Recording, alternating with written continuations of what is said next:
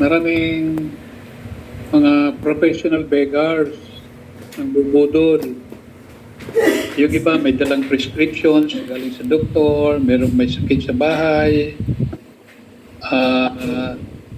Pero alam ko na nabubudol ako kasi sinecheck ko talaga eh. Halimbawa, may nagsabing galing siya sa PGH. Tatawag ako sa PGH, tatanong ko kung may pasyenteng ganun. Wala naman daw. Yung isa naman, nanghihingi ng pambili ng pala kasi magtatrabaho daw siya. Kasi on parole siya from the city jail. Tinawagan ko yung city jail. Wala namang ganung pangalan. Sabi ko, grabe ito mga lang bubutol na ito ah. Yung isa nga eh, uuwi raw sa Bicol. Ay, kababayan ko pala ito.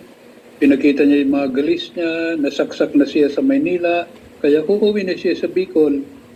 Pero ang ginawa ko, pinagtrabaho ko muna ng konti, hawan-hawan, walis-walis. Binigyan ko ng pambasahe papuntang Bicol. Kinagabihan, bumalik siya, lasing. Tuloy-tuloy sa kusina namin.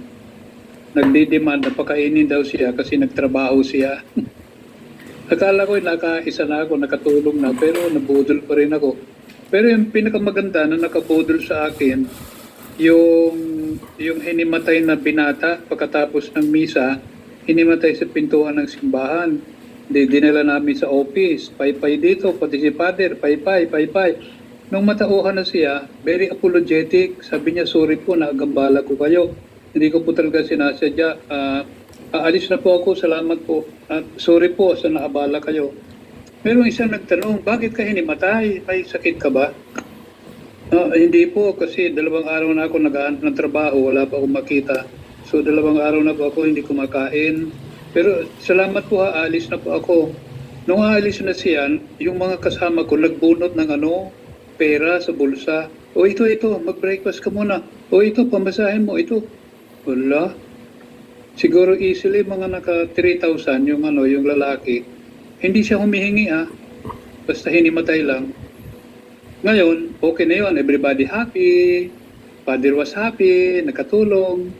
Yung kinatanghalian, nagkaroon ako ng bisita ng pare.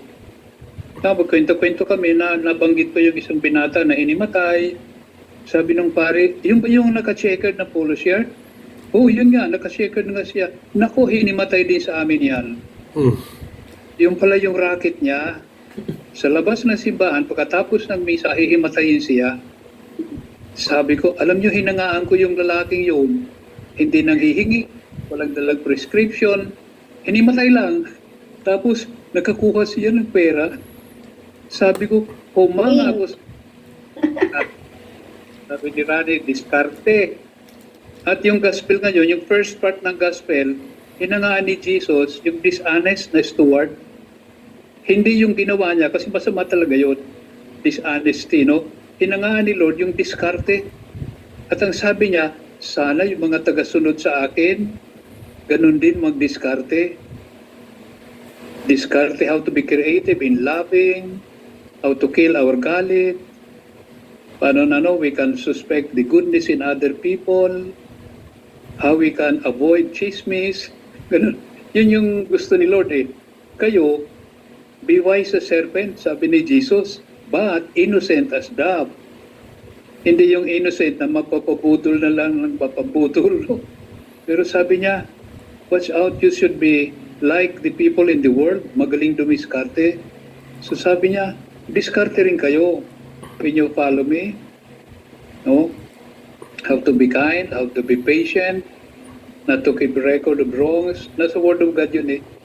So doon ako humanga sa hinangaan ko yung lalaki, pero hindi yung gawa niya yun lang diskarte niya. Yun din ang ginawa ni Lord dito, no? Yung cheating and dishonesty is bad. Pero sabi ni Lord, sana ganun din kayo, magaling magdiskarte. Pag kayo'y sumusunod sa akin, yun, end of sharing.